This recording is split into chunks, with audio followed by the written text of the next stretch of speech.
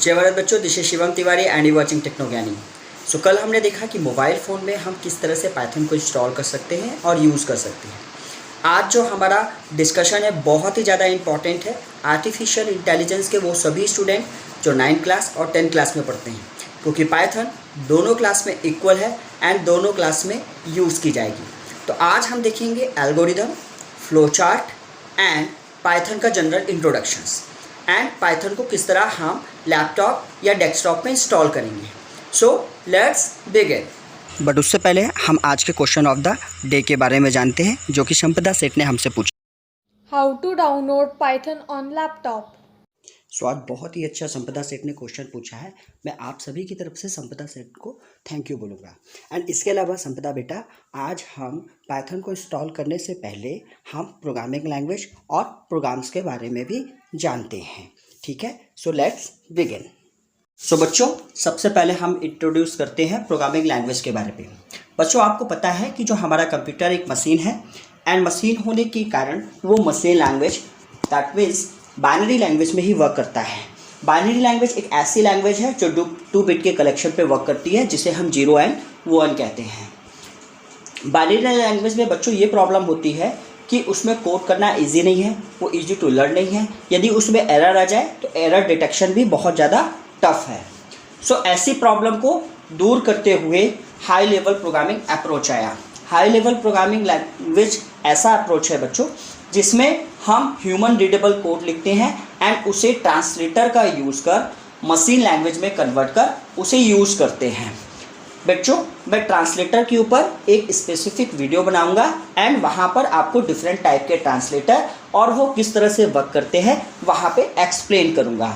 अभी तो हम प्रोग्रामिंग लैंग्वेज के बारे में डिस्कस करते हैं। तो बच्चों, प्रोग्रामिंग लैंग्वेज नॉर्मली जो आज के टाइम में हम यूज़ करते हैं वो हाई लेवल प्रोग्रामिंग अप्रोच को फॉलो करती है। दैट मीन्स ऐसे सोर्स ऑफ कोड जो ह्यूमंस को समझ में आते हैं एंड ट्रांसलेटर के थ्रू ट्रांसलेट करते हुए हम कंप्यूटर को भी समझाते हैं। So we can say that a programming language is a formal language that specify a set of instruction that can be use to produce various kind of output. So बच्चों, आपको ये समझ में आ गया होगा कि प्रोग्रामिंग लैंग्वेज की help से हम various kind of operation execute करते हैं। जैसे सेंसर की प्रोग्रामिंग हो गया, आपकी फ्रिज की प्रोग्रामिंग हो गई, वॉशिंग मशीन की प्रोग्रामिंग हो गई, आपके एसी होगी, एसी की भी प्रोग्रामिंग होती है। सेम आजकल जितने भी डिजिटल प्रोडक्ट है, आपके स्मार्टफोन, एंड्रॉयड ऐप के एप्लीकेशंस, जो नंबर ऑफ एप्लीकेशंस अवेलेबल है, उनकी भी किसी न किसी प्रोग्रामिंग लैंग्वेज में कोडिंग की जाती है। कोडिंग एक तरीके से आप ये कह सकते हैं set of instruction. So basically present time में कुछ famous programming language like C++, जावा, .NET, PHP, पाइथन, ऐसे number of programming language available हैं। तो सबसे पहले हम डिस्कस करते हैं प्रोग्राम के बारे में। जैसा कि मैंने आपको बताया, a computer program is a collection of instruction that perform a specific task when executed by a computer. It is usually written by a computer program in a programming language. तो set of instruction that means एक program होगा जो number of instruction को collect करेगा। And software क्या होता है बच्चों? तो software is a collection of program. जी हाँ, आपने सही समझा।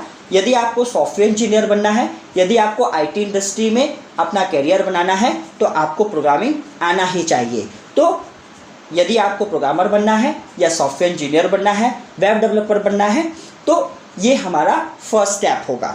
तो प्रोग्राम के बाद हम समझेंगे पाइथन के बारे में। तो Python is a object oriented and procedure oriented programming language. देखिए, यहाँ पे मैंने object oriented and procedure oriented programming approach को कहा है, ठीक है। अब सबसे पहले हम समझते हैं procedure oriented programming approach and object oriented programming approach. इन दो के लिए मैं एक स्पेसिफिक वीडियो बनाऊंगा जहां पर हम इनके बारे में विस्तार से डिस्कस करेंगे।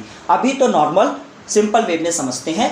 प्रोसीजर ओरिएंटेड प्रोग्रामिंग अप्रोच ऐसा अप्रोच होता है जिसमें हम प्रोग्राम फंक्शन बेस्ड बनाते हैं।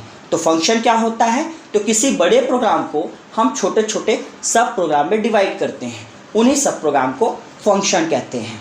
Now object oriented programming approach, तो ऑब्जेक्ट ओरिएंटेड प्रोग्रामिंग अप्रोच में देखिए, प्रोसीजर ओरिएंटेड में हम प्रोसीजर बेस्ड प्रोग्रामिंग करते हैं एंड ऑब्जेक्ट ओरिएंटेड प्रोग्रामिंग में ऑब्जेक्ट बेस्ड प्रोग्रामिंग करते हैं ना। ऑब्जेक्ट का डेफिनेशन क्या होता है, तो run time entity, yes, run time entity is known as object. ठीक है बच्चों, तो नॉर्मली आपको डेफिनेशन पूछी जाती है, what is object oriented programming and what is procedure oriented programming, और इन दो के ऊपर एक स्पेसिफिक वीडियो मैं नेक्स्ट लेक्चर में बनाऊंगा। नाउ इसके सबसे पहले हम पाइथन की हिस्ट्री देखते हैं। तो पाइथन सबसे पहले इंट्रोड्यूस हुई थी 1991 में, ठीक है, एंड देन पाइथन का जो नेम है वो BBC कॉमेडी सीरीज में 1970 के टाइम पे मॉन्टी पाइथन्स फ्लाइंग सर्कस के नाम से पाइथन नाम को डिराइव किया गया। ठीक है बच्चों, और यदि बच्चों आपसे कोई क्वेश्चन करता है कि पाइथन कैसी प्रोग्रामिंग लैंग्वेज है, तो आप सिंपल वे में कह सकते हैं Python is a high level programming language, it is also supported by object oriented programming approach and procedure oriented programming approach. ठीक है बच्चों, ना अब इसके बारे में हम डिस्कस करेंगे कि पाइथन को आर्टिफिशियल इंटेलिजेंस में क्यों इंट्रोड्यूस किया गया, पाइथन ही क्यों यूज़ की गई। तो अभी मैंने आपको कुछ प्रोग्रामिंग लैंग्वेज के नाम बताए थे, लाइक जावा, आपने जावा का भी नाम सुना होगा, सी का नाम भी सुना होगा, C++ का, विजुअल बेसिक का भी नाम सुना होगा, बट पाइथन को आर्टिफिशियल इंटेलिजेंस में क्यों इंट्रोड्यूस किया गया। तो बच्चों बेसिकली एक बात समझिए, ये एक ऐसी प्रोग्रामिंग लैंग्वेज है जो हार्डवेयर एंड सॉफ्टवेयर दोनों के बीच में इंटरफेस प्रोवाइड करती है एंड इसकी बहुत सारी क्वालिटी भी है, जैसे easy to learn and read and maintain, मतलब इसको लर्न करना, रीड करना और मेंटेन करना बहुत ही ज़्यादा ईजी है। सेकंड जो फीचर्स है इसका, स्टैंडर्ड लाइब्रेरी, मतलब स्टैंडर्ड लाइब्रेरी वो प्री डिफाइंड कोर्स है जिसको हम यूज़ करेंगे। इसका मतलब ये है बच्चों, यहाँ पे नंबर ऑफ प्रोग्राम्स पहले से ही बने हुए हैं, हम केवल उन्हें अपने प्रोग्राम में यूज़ करेंगे। किस तरह से यूज़ करेंगे, तो जब हम प्रोग्रामिंग करेंगे तब मैं आपको बारीक से समझाऊंगा।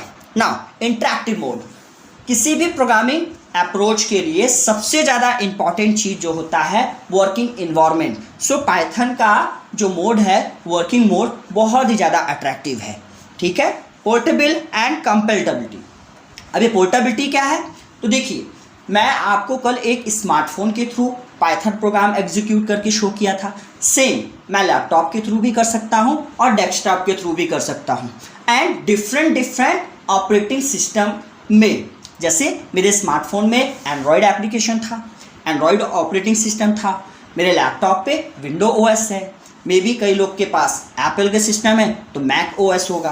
दैट मीन्स पाइथन एक ऐसी प्रोग्रामिंग लैंग्वेज है जो डिफरेंट प्लेटफॉर्म में एग्जीक्यूट होती है ना। फिर एक्सटेंडेबिलिटी, इसका मतलब क्या है कि पाइथन, अभी मैंने आपको बताया pre defined number of library है, तो जब लाइब्रेरी है सेम आप भी अपने प्रोग्राम्स को बना सकते हैं और उस प्रोग्राम्स को बार बार यूज़ कर सकते हैं, मतलब बने हुए प्रोग्राम में आप एक्स्ट्रा फीचर्स ऐड कर सकते हैं। ठीक है, एंड लास्ट जो मुझे भी बहुत अच्छा लगता है, डेटाबेस एंड स्केलेबल। डेटाबेस के बाद क्या होता है बच्चों, डेटाबेस बच्चों वो इन्वायरमेंट होता है जहाँ पर हम क्लाइंट इनसे डेटा को सेव करते हैं। ये क्या होता है, तो नॉर्मली बच्चों आप इसको ऐसे समझिए कि आपने यदि फेसबुक में अपना अकाउंट बनाया तो आपसे रिलेटेड जो इन्फॉर्मेशन है वो फेसबुक के डाटाबेस में जाकर के सेव हो जाएगा। तो पाइथन एक ऐसी प्रोग्रामिंग लैंग्वेज है जो डाटाबेस को बहुत अच्छे से सपोर्ट करती है। यहाँ बने हुए प्री डिफाइंड बहुत सारे फंक्शंस और मॉड्यूल अवेलेबल है, हमको केवल उनका यूज़ करना है और अट्रैक्टिव वे में डेटाबेस को एक्सेस करना है। सो इन फीचर्स के कारण पाइथन को आर्टिफिशियल इंटेलिजेंस में इंट्रोड्यूस किया गया। Now applications of Python. अब इतने सारे फीचर्स को जानने के बाद आई थिंक आपको एप्लीकेशन बहुत अच्छे से समझ में आ गई होगी। नॉर्मली वे में हम देखते हैं तो पाइथन का यूज़ वेब एप्लीकेशन बनाने में, बिजनेस एप्लीकेशन बनाने में, गेम बनाने में, ग्राफिक्स में, डाटाबेस एक्सेस में, software development and desktop GUI में किया जाता है। बच्चों GUI का क्या फुल फॉर्म है, प्लीज़ कमेंट बॉक्स में मेरे साथ ज़रूर शेयर करें। आप लोग बच्चों कमेंट नहीं करते हैं, ये बहुत गलत बात है। जब भी टीचर्स आपसे कोई क्वेश्चन करे तो प्लीज़ रिप्लाई कीजिए। तो कमेंट बॉक्स में GUI का फुल फॉर्म ज़रूर बताइएगा। नाउ पाइथन को स्टार्ट करने से पहले मैं आपको बता दूं कि पाइथन एक क्रॉस प्लेटफॉर्म प्रोग्रामिंग लैंग्वेज है। क्रॉस प्लेटफॉर्म प्रोग्रामिंग लैंग्वेज मैंने अभी आपको बताया, इसका एग्जाम्पल भी मैंने दिया कि मेरा पाइथन का प्रोग्राम स्मार्टफोन पे बना था एंड सेम प्रोग्राम को मैं लैपटॉप में भी एग्जीक्यूट कर सकता हूँ।